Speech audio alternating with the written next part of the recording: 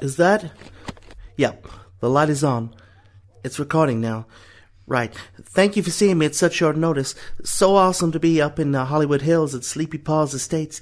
I've seen all your movies.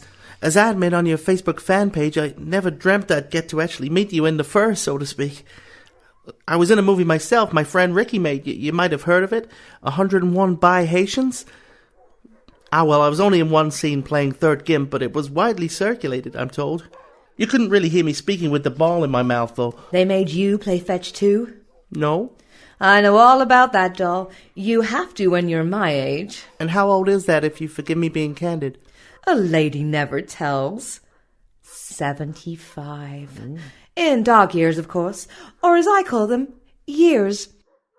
Would you mind scratching my stomach? Is that allowed? I'm a border collie, not a Hollywood producer. Now scratch the damn stomach. No, not there. Oh, left a bit. Yeah, right there. Oh, that's so good. If I could start the interview, if you don't mind. Miss Bessie, I'm recording this on my phone and I only have half battery. Whatever happened to shorthand? The gangster? Never mind. Continue. What nuggets of wisdom would you like to mine from my years as a stunt artiste? Well, thank you very much for agreeing to see me. I'm sure you have a very busy schedule and you have reporters from all over the world hoping to get an exclusive with yourself. I am honored that you have chosen your loyal supporters as a vehicle from which you Just can go... ask the damn questions, kid. I'm due a worming and you do not wish to see me dragging myself around on my ass. Well... Bonio? No, these chinos are new and they just keep bunching up. No, Bonio. Dog biscuit. No, thank you, I don't. Suit yourself.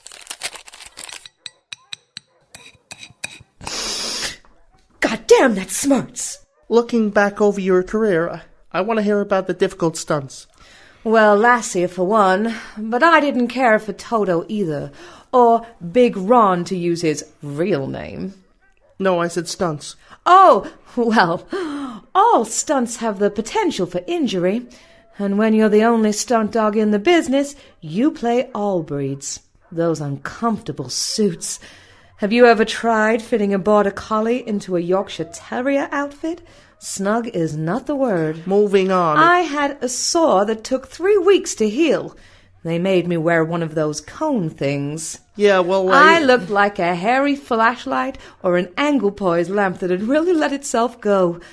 The rap party was a nightmare. I had no peripheral vision. Apparently, I blanked Kirk Douglas, but to hell if I know. Before I get into some of your more famous roles, I'd like to know how you got into the movie business. Well, it's not like the job market for a border collie is flexible. There wasn't a huge amount of choice when I was growing up. They took one look at me and said, "You'd be good at rounding things up." And not in a mathematical sense. Variety in my work wasn't easy to come by. Come by. Don't you start. I had to do an internship as a first-grade teaching assistant, so I know what you mean. Wasn't that bad. I got to reread the Dr. Seuss back catalog. You know nothing, kid. You have choices, opportunities, thousands of prospective careers. I wanted to be outstanding in my field, not outstanding in a field. I spent 6 months shepherding. Those sheep, they'll believe anything you tell them. Why? Because yous can't handle the truth. The other 6 months helping a blind person cross a road to pay my way through stunt school. I had to work my paws to the bone to get where I am. I was. Other dogs, like Rolf from the Muppets, got their breaks early. All he had to do was get felled up by the right producer. Covered in felt, I mean. Yeah, life's pretty easy when you don't get told to get off the casting couch because your paws are mucky. Do you mind if we take a break there? I need to go for a walk, if you know what I mean. Of course, I'll get your lead. Yep. Somebody else always gets the lead.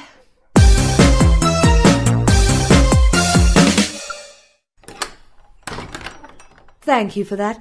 I have a bladder the size of a chihuahua's. It's my Mexican heritage. Mind if I ask you about your love life? You can read all about that on the internet. It's well documented. I even had a centerfold in Here Boy. It's a collector's item now. I'm sure, but I'd like to get your take on it. When did you and Beethoven first meet? Chris and I had some happy times together. We met on set. I was doing a couple of stunts for him, jumping over ladies on sun lounges, knocking over can pyramids in grocery stores. My God, the St. Bernard suit was an ass and smelt like one. All was great until the drinking started. What can you say? You put a barrel of brandy under someone's nose for long enough? Then the jealous accusations. He accused me of seeing Cujo behind his back. I mean, it was a dark party. He called me a racist for saying all St. Bernards look alike. I was in the doghouse. Not only that, he was really mad at me. It was a downward spiral from there. This is great stuff. Not your heartache, but the content. Your fan base is going to be super psyched. Well, I'm pleased my tragedy is making you happy. I'm sorry, that was insensitive. Chalky drop? Chalky drop? You have a chalky drop? I'd love a chalky drop. Come on, don't leave me hanging. You said downward spiral? Addictive personality. While I was in and out of rehab for a while, I'd hooked up with Hooch for a spell, and being trained as a sniffer dog had its perks. He was great at parties. We would always score. It was too easy. It all came to a head when I had the accident, and I had to say no more. That was when you got burned. In life, they make you jump through all these hoops, and some of them happened to be on fire. I'd completed half the display before I realized my fur had caught. My dumb manager chasing after me with a fire extinguisher.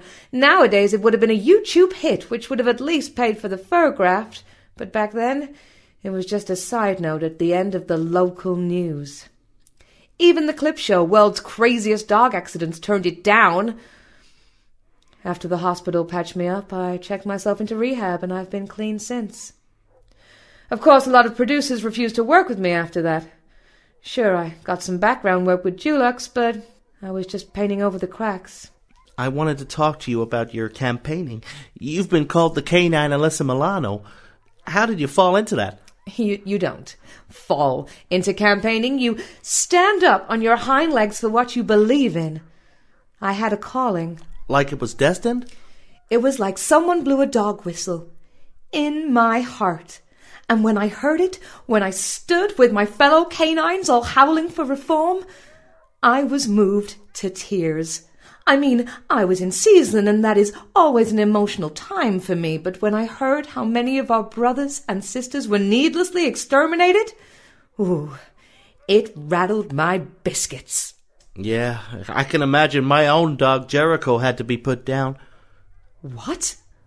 What were you thinking? He was in pain. It was a kindness. A kindness? A freaking kindness? No, just a normal one. He didn't want to play with his Merrill Squeak anymore. He would just lay there in his basket, unable to even lick his own genitalia. I had to do something. What kind of kindness are we talking about here? I meant his quality of life. Oh, so the minute he doesn't want to play your games anymore, you have him murdered. You make me sick. That's it. Interview's over. Turn that thing off. But, Miss Bessie, I realize you're mad, but... You bet old Yella's ass I'm mad. You don't understand. I understand you took it upon yourself to be Switzerland. Turn it off. Now, Chet. Or I'll use your ballsack as a chew toy.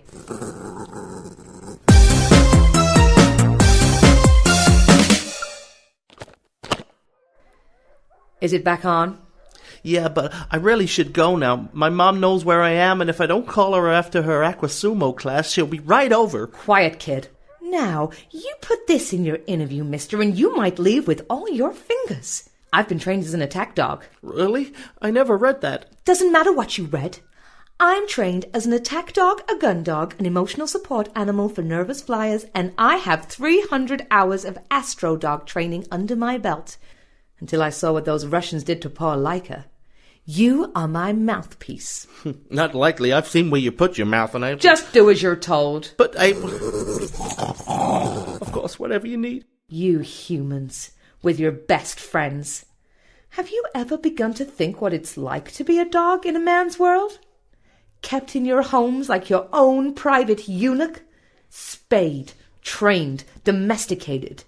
If we want to go out, we have to beg your approval. If we want to eat, you have it locked away. Even our ability to mingle with other dogs is at your behest. Still, it could be worse. I could be a human woman in Saudi Arabia. Ooh, political. You asked me why I chose the movie business? I once saw a lassie wheeled past me on a satin cushion. It was a typical Hollywood party, and all the stars were out that night, and Lassie was no exception. She barked her bowl was filled. She even got a goodie bag at the end of the party, and believe me, she had not been a good girl. Lassie did not come home that night, if you know what I'm saying. I watched her in awe, and I thought, that's the right way round. That's the life I want for myself. Did I get it? Yeah, of course. Did I dog fudge? Or as I call it, fudge. No one knows the names of the stunt artistes, whatever species they are. How the hell do you explain why I'm being interviewed by a 30-year-old who still lives with his mom? Hey, she's pretty cool, you know. We're like best friends. We stunt guys are no more famous than the makeup artists or the key grip. Whatever the hell they do. Sure, I made money, but did I see any of it? My owner is currently living it up in her beachside house, and here I am, washed up and waiting to die. That's the movie business. It chews people up like yesterday's homework. Not even waiting to die naturally, waiting for some vet to decide when they think I've had enough. What do you want us to do? I want people to change. I want them to empathize. I want you to understand it is not your role to show me who's boss. Sure, I might bite your kids, but I'm damn sure if someone poked you in the eye, then shoved Legos up your butt 4 times a day, you'd get a bit snap-happy too. I'm going to send you back into the world with this audio. I want this put out on the worldwide interweb book by Evening Walkies. And just to make sure... Now I have this scrap of T-shirt. My sister bought me that. Female body inspector? Where are you from? Salt Lake City? Yes, why? If it is not out there tonight, every canine within 4 blocks of your house will have your scent, and they will make a dog's dinner out of you. Or as I call it, dinner. Understand? Yes. Now, to all you dogs listening, I have a message for you. And for those of you who are not of the Canis lupus familiaris variety, I have just told your so-called pets that the next time you give a command they don't like, pull too hard on their chains, deny them the right to breed, they should wait for the moment you are most comfortable, relaxed and trusting, and rip out your throat. It's time for them to bite the hand that feeds them. Now, Chet, you 2-legged skin sausage, we are done. So that was the last recording of Bessie. The vet said her behavior had become more erratic towards the end, and that I'd done the right thing by bringing this tape to his attention. I was a big fan, and her movies will live on as testimony to her great talent. I haven't decided yet if I'll ever release this podcast, for as well as being traumatic for myself, I believe there really is truth in the saying, never meet your heroes.